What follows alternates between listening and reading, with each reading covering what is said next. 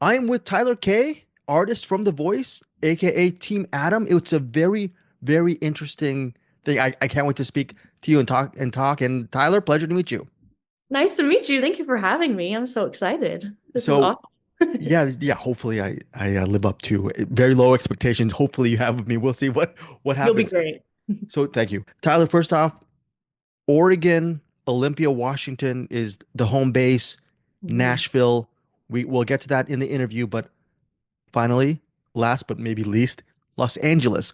Big Mhm. picture, what was your journey like on in Los Angeles? I'm sure not a culture shock, but what were your thoughts of, Los Angeles? Maybe you're not able to have too much fun because you're working a lot. So, yeah. Yeah, I've only been to LA before once when I was like 16 and I was with my school choir, so I didn't do much at all. We were very on a tight schedule and we went to Disneyland and stuff like that. So that was my first impression of LA. And so it was my first time being able to really experience it and take it in as an adult. Um, and a lot of the time spent there was definitely just working and practicing and getting to know the other contestants. But I've always loved cities and I just love the vibe of it and I love the people. It's so diverse and so fun and I really loved it. I could see myself moving there one day. So That's pretty cool. And so in your interview package on The Voice, you were saying that you wanted to be with a coach who would actually help you define who you are as an artist. I'm paraphrasing within your intro. Without giving too much away, what has that journey been like? What were some of the biggest lessons you learned on The Voice? Oh man, so many lessons. Um, I'd say the one thing specifically Adam has taught me is um, go with my gut and trust my creative instincts, and also don't be afraid to be myself, even though I might not know what that completely looks like yet. Um, I think I'm always going to be in a constant journey of figuring out who I am as an artist, but I think the voice and everything that it entailed really helped me gain so much more confidence in who I am as an artist and a pop artist, especially. Um, and I'm still definitely figuring it out, but I don't know. There's so many things. Well, part of that, so many things, is within the last several weeks. You've Yes. been holding the secret for a long time. Obviously, your friends and family and loved ones really know, but it's a very tight circle, I'm assuming. What was it like watching you on The Voice? I think more importantly, what was it like just seeing you obviously know how your parents reacted on the day, but what's it like seeing that on television? That must mean a lot to you. Yes. So I'm an only child. I have step siblings, but I was just buddies with my parents growing up. So they have always been the biggest supporters to me and the sweetest people.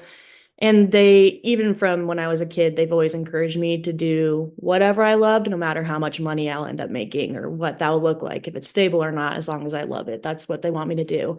And so singing is that. And I never really thought that I'd ever be able to be on the voice stage and do something at that level. And it's just such a big opportunity. And they were able to come and support me and watch me and hang out with Carson Daly and seeing them basically just cry the whole time is definitely what happens in real life too, not just on camera. They they're so sweet and they get very emotional when I do anything music related. And so just seeing them and having it all come together and just like a glimpse of me actually doing what I've dreamt of my whole life. It's definitely surreal for me and surreal for them. So, Well, look, I think on your TikTok profile, you were saying, paraphrasing again, singing and crying is part of who you are on your TikTok profile. yes, How the yes. heck did you not? How were you able to be so composed when you're seeing your parents cry on stage? Obviously, a lot of stuff is edited, and then also Team Adam blocked Kelsey, and that's Oh, sort of a huge compliment, right? So all of those emotions, how are you able to keep composed? oh, I cried a lot. They didn't show all my crying, but there's crying because I don't know. I get very emotional with anything, um, especially when it comes to music and something that crazy, Adam and Kelsea turning and him blocking her. And that was even more insane. I think when I saw that happen for at the first like couple seconds when they turned, I didn't realize it happened. I was like looking somewhere else. And then when I saw that, I was like, oh, this is real. This is happening. I didn't expect this. And I feel like I could have cried there, but I was like, I have to get through it. I can cry later, later tonight. And I definitely did. So, That's great. Tears of joy. But look, mm, on your package, you talked about your ethical taxidermy. Where does that passion come from? You're talking about thrifting, and then it just sort of a hard pivot on the edit with like, whoa, taxidermy? I know. What are people like me who are thinking, oh my gosh, that's morbid, but maybe it's not morbid because are you also honoring them as well? Where does that come from? Let us educate me on this. Yeah, so I mean, I'm always learning about it too. I growing up, I've always loved animals. I've been a very, like I've said it like originally, I'm a very emotional person. Um, and so any animal, even like a bug, like I used to not be like this, but when I got a little bit older, like a spider, like I feel horrible killing a spider by any means. I like always have to just grab it and put it out. I can't kill it. But my family definitely was like, that's weird. Why would you do that? But for some reason, I don't know why it just interested me. So growing up in the Northwest, I feel like ethical taxidermy is pretty popular over there too. There's a couple shops I would always stop by in Portland on my way home from college, and I'd go in and stock up and just collect and stuff. But I think the way I see it is it definitely is probably off-putting to a lot of people, but these animals that were once loved by other people or other animals, and they have their own little families, like um I want to give them a good home to also continue being honored and loved and appreciated. And so I love that stuff.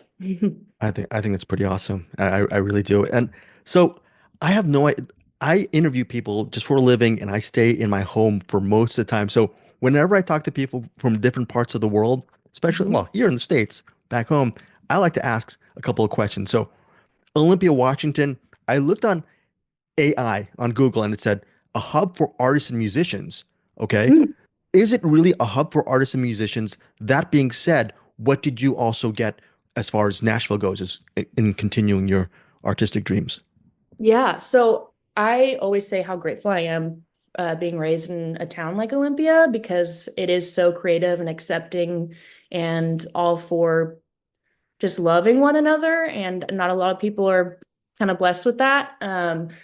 So I'd say more so Seattle probably has the bigger musical influence, but I know like some things like Kurt Cobain used to live in Olympia and started his musical journey there. And I know like just so many big names have come from Washington, and uh, it's a very creative city. And so I feel like, little things like open mic nights or even just doing a talent show. And there's so many musical opportunities in my schools growing up too. They were always very passionate about the arts programs. Um, and that really got me started. And then when I moved to Nashville, it was definitely a culture shock, because it is the South, but it's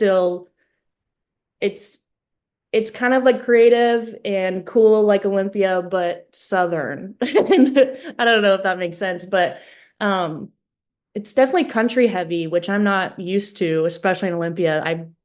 I don't see anyone singing country in Olympia that I've seen. I'm sure there are some people there, but um, it's it's Olympia on like a bigger scale, and it was definitely intimidating, but I found such good people and a great community here, and people who are also artists and trying to make it and just do what they love. And that's been really cool too, to experience that with them.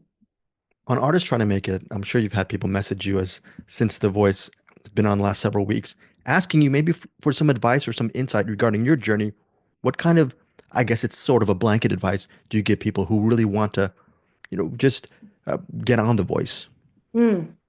Um, I I actually just was messaging with a girl and she mentioned that she loves singing, but she's so scared to do anything about it. And that's how I have always been. I've always been a scaredy cat of everything, um, involving singing and music and being on stage in the public eye.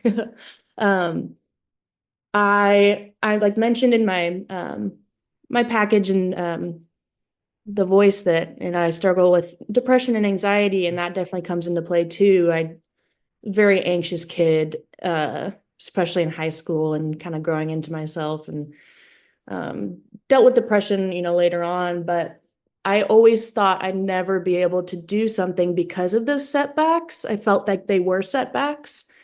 Um, and I always just say, go for it, because if I didn't, like I wouldn't be here talking with you either. I wouldn't be watching myself on TV. I wouldn't have met my like best friends there that I met when, fellow contestants and like I I would rather have been scared and tried it and failed in, whatever way you think of failing as, um, than not have tried at all and never known. I would rather, like, at the end of my life, in anything related to music, be happy I tried and, did what I loved. I don't know. I'd say, like, just go for it. That's my biggest thing, is go for it. On the subject of going for it, where the heck did you come up with the interpretation of making girls just want to have fun a very wistful, evocative tune? No disrespect, it's a great song, but I'm almost tearing up while I'm listening to it. Where did that come from, and how were you able to personalize it in such a very emotional fashion?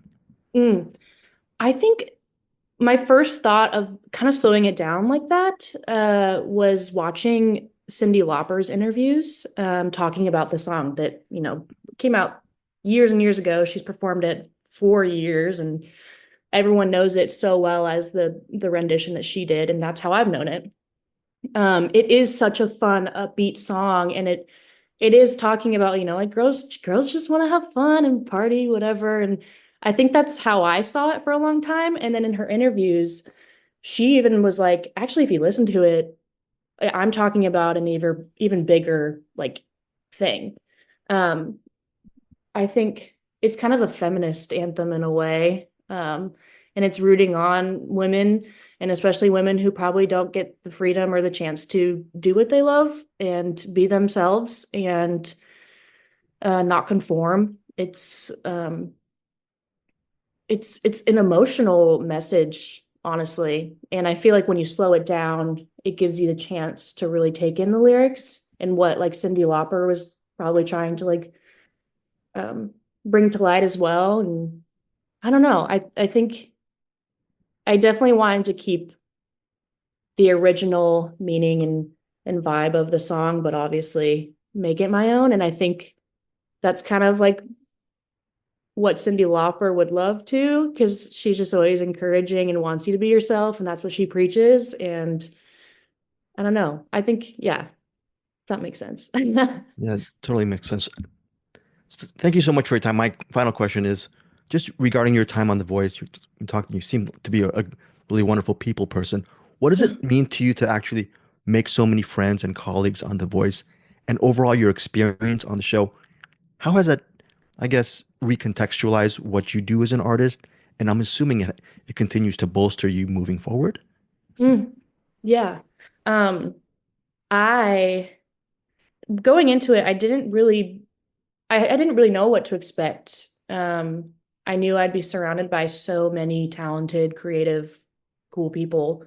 Um, and I literally on the first day met like one of my best friends I hang out with several days a week now, because they live in Nashville. Some of them live pretty close, which is great. That's also great about living in Nashville. It's music hub. So um, I think it just kind of added to the importance, or like I already knew the importance of community and having people you love around you, but um it really just added on top of that. I I feel like I wouldn't be able to do what I love without the people I love around me. Um and I feel like it would mean nothing if I didn't have, I guess I'm trying to figure out how to word that. I can't think of how to word it. But basically, I just, the people I've met and the people I've got to connect with and been able to like share our talents with each other and everything that we got to do together for this whole process made my time on The Voice even more special. Um, and I think especially when you put yourself out there, you're not going to get always the nicest comments and you're not going to get, the greatest feedback, and that's, everyone has opinions, that's totally fine. Like I understand that. I've seen it. I know. But I think the thing that matters is that I have these people around me that love me and they know who I am and I know who they are, and having that support system has been the way I'm getting through everything through life and just navigating this new shock. Again, thank you for your time. Last mini question is a very superficial one. I was looking at your TikTok and you did different covers from each of the coaches. I Yeah. really loved, even though you were self-critical, I really loved your cover of John Legend's track Wonder Woman. Is that it? Wonder Woman. Within that context, within the last past year, have you been surprised at where your voice can go? You mentioned pop, you mentioned being in place of country. I'm surprised that have you been surprised by sort of the diversity within your vocal range and what you can do? Yes, my mom even like she always tells me, because I always rag on myself. I'm so hard on myself and I've always have been, I always will be. And so especially that cover, it's definitely hitting a different range and different style of my vocals, and one that I'm not really comfortable doing, but I love the song. It's such a cool song. Um, and my mom is always encouraging me to like step out my comfort zone, and like you never know unless you try. And that's like the whole voice thing in general. I won't know until I try. But I've definitely been surprised. I definitely have so much work to do. I think once I find a new, like especially that song, that falsetto and that that whole like genre in general, like I'm not used to singing that, and I found a love for it, and now I'm just like ready to keep trying and like pushing myself to get better and better. And yeah. Thanks again, Tyler, for your time. Really appreciate it. Oh, thank you so much. Thank you for having me. Hey guys, thanks so much for watching this video. For more movie and television reviews and interviews, please subscribe to my Deepest Dream channel. Like, comment, share, subscribe. And as always, thanks so much for your support. Take care.